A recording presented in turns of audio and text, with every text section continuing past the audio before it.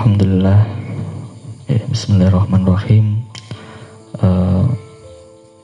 Dalu punika kula badhe bahas mengenai adab, dan niki sering dilakukan setiap hari, setiap waktu.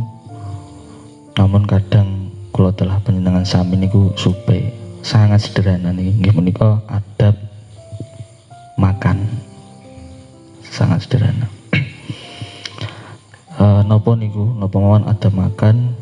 Bismillahirrahmanirrahim. Amal adabul ladzi qablahu fahiya aslu yadaini wa wad'u ta'ami ala syufratin bil ardi wal julusu wa niyatu taqwa ala ibadati wa tarkul akli ma'asibai war ridha bil hadiri minal ta'am wa tarku dhamihi wa talabu man yaqulu ma'ahu. Mriki dijelaskan adab-adab yang perlu diperhatikan ketika kita makan, ketika kita selesai makan itu bagaimana. Pertama yang dilakukan nggih punika fahiya ghusl yadaini. Nggih punika mencuci kedua tangan. Nomor 2 wa wad'ul ta'ami 'ala sufratin bil ardi. Meletakkan makanan pada suatu alas di atas tanah. Niku maksudnya mboten kok sego ditretek lemah lan mboten. Tapi nggih di maksud alas niku nggih piring ngoten niku. Selanjutnya wal julusu wa niyatu taqwa 'alal ibadati. Duduk berniat agar kuat melaksanakan ibadah. Terus watarkul akli ma'asyibai waridho bil hadhiri minal tu'ami. Tidak makan saat kenyang, menerima apa yang tersedia dari makanan. Watarku dhamihi watolabu man yakulu ma'ahu. Apa yang tidak mencela makanan dan mencari seseorang yang makan bersamanya. Nah niki monggo tansah dibahas itu satu persatu. Mencuci kedua tangan pertama niku sepele banget nih, tapi kadang supe. Dan mencuci kedua tangan niki termasuk salah satu akhlak yang dilakukan oleh Rasulullah ketika beliau ingin badhe makan niku. Makanya di musim pandemi seperti ini kita sering mendengarkan bahwa dan itu merupakan fatwa dari Kemenkes dan pemerintahan, kita disuruh mencuci tangan. Nah, secara nggak langsung sebenarnya itu juga mengingatkan kita agar selalu menjaga kebersihan itu. Ketika makan tidak terjangkit dengan kuman seperti itu. Namun kadang lupa, padahal itu sangat penting. Terus meletakkan makanan pada suatu alas di tanah. Nah niki penting. Kadang makanan mateng sik ning wajan langsung dipangan. Nah niku lebih baik niku dipindah dulu ke tempatnya, misal piring.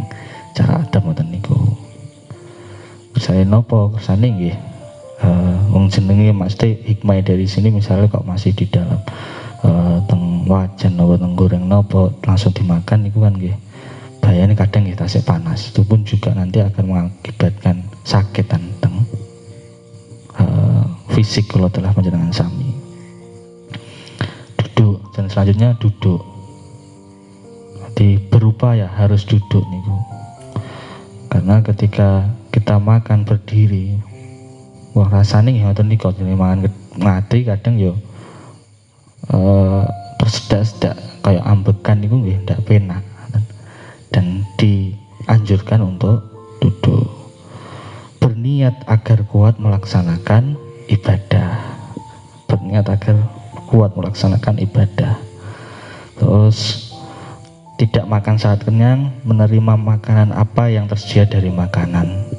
Terus nopo mawon makanan yang diperoleh yang ada pada saat itu, hindari sifat mencela.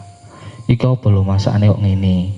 lawe apa misalnya takok ning kancane kono lawe apa engko masan disauri malih mboten tamtu mesakne ngoten niku mboten angsal ngapunten ngoten niku mboten angsal jane sepuhe lek kadang guyonan ngoten niku tapi secara adab mboten pas tetepan makanya akhlak-akhlak yang apa Kanjeng Nabi hadir di dalam dunia itu untuk menyempurnakan akhlak ngoten niku dimulai dari hal yang sangat sederhana yang dilakukan setiap hari. Terus tidak membiarkan alat peralatan makanan yang telah digunakan. Nah, niki korelasinya mungkin kalih bab selanjutnya mengenai an-nadhafatu minal iman. Mriku kebersihan sebagian dari iman. Iman yang dimaksud di situ adalah iman untuk diri sendiri dan iman untuk orang lain. Maksudnya ngoten. Datang napa kok dianjurkan untuk segera mengangkat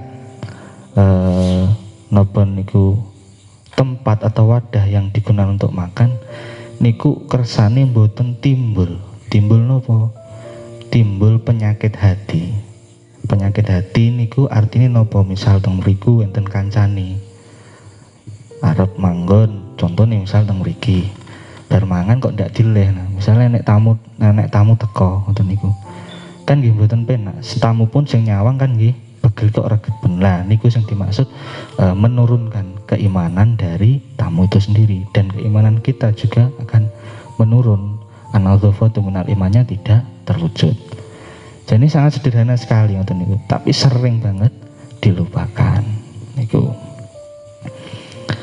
Nah, terus wa ammal lati ma'ahu fahiyal badahu bitasmiyati jahrun liyadqura ghairahu wal aqlu bil yumna wa tashiru luqmati. Sedang adab saat makan adalah memulai dengan doa, minimal mengucap basmalah.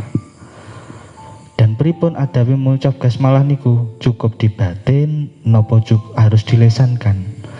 Mriki dijelaskan secara keras agar mengingatkan orang lain.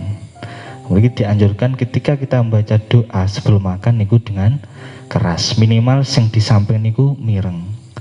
Lah mungkin kadang misalnya wonten pertanyaan, lah mungkin malah dikira sombong, mboten dikira sombong.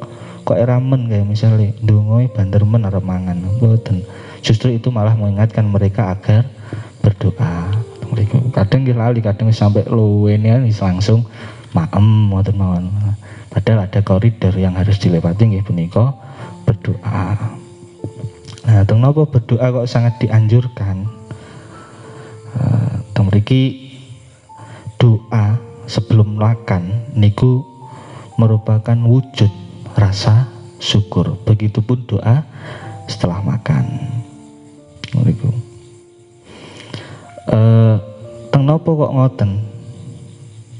Terkadang ada seseorang yang kesulitan untuk makan. Mriku, kesulitan untuk makan. Uang arep golek makem ya ndak iso.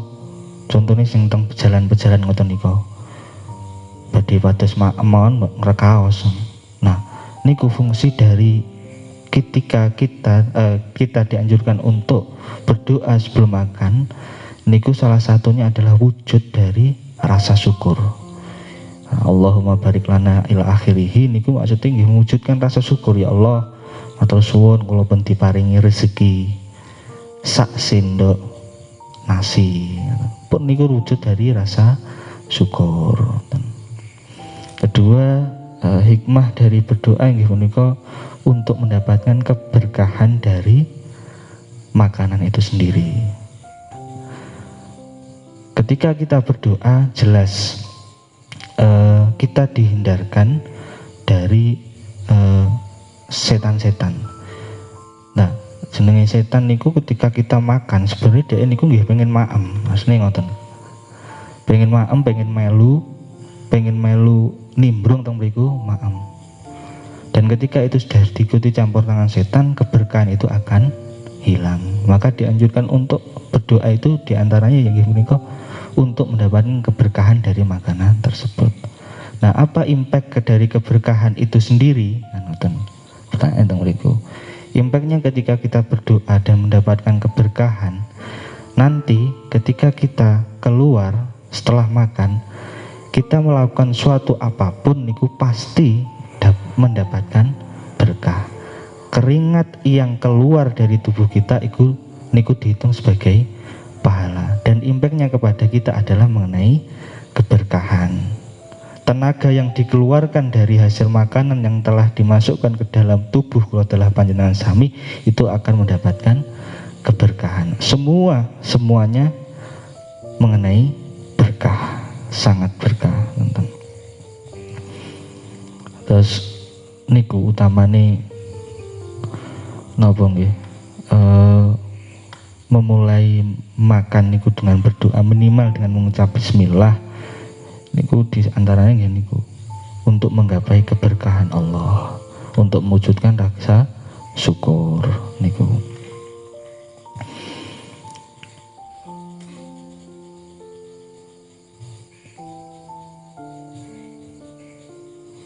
Nah, ajengipun mengenai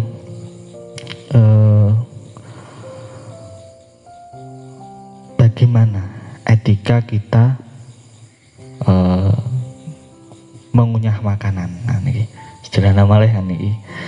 Mriki wa ijadatu madhiha wa tarku madiyatihi illa ghairiha qabla firrahi minha wa aqlu mimma yalihi ila fi faqiha.